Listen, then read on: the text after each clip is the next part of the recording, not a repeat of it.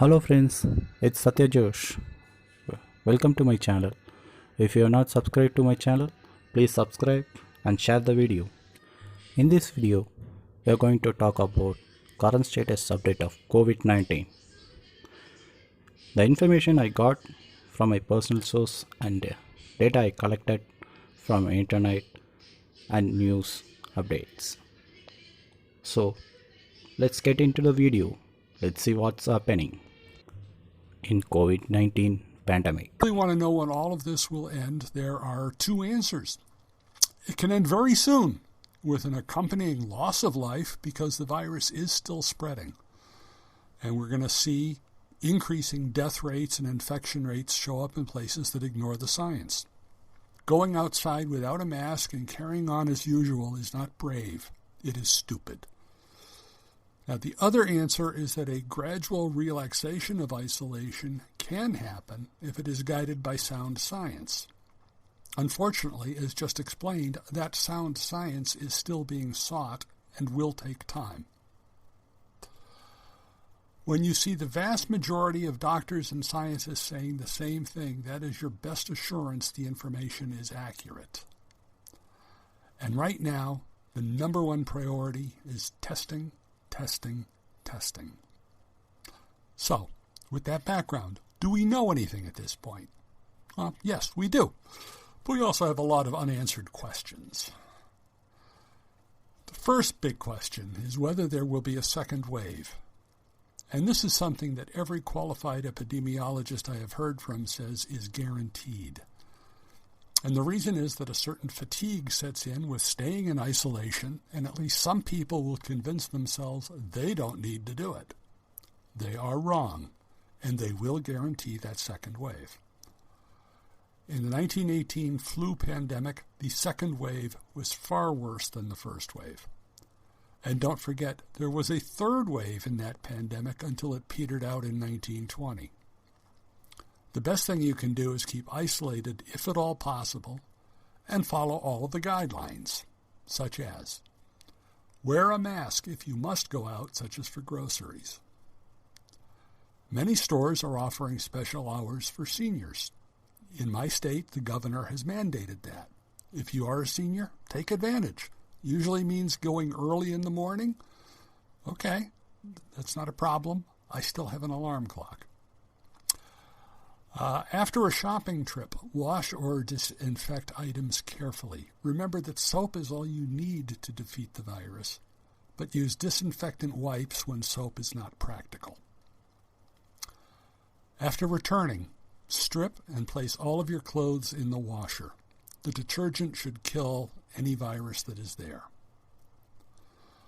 Wash your hands with soap frequently. Try not to touch your face. That's a hard one. Maintain at least 2 meters distance from anyone not in your household when you do go out, or in the United States we would say maintain 6 feet. It's about the same.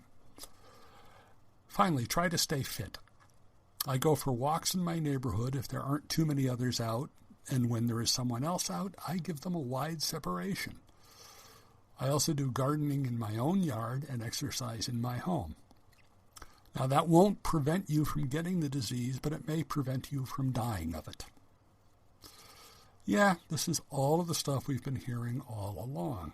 But annoying as it is, it does work if you do it. Next question. Is the virus mutating? Yes. In other news, water is wet. Face it, mutation is what organisms do, and that has been true for billions of years. The question you really have is it getting worse? And right now the answer is, we don't know.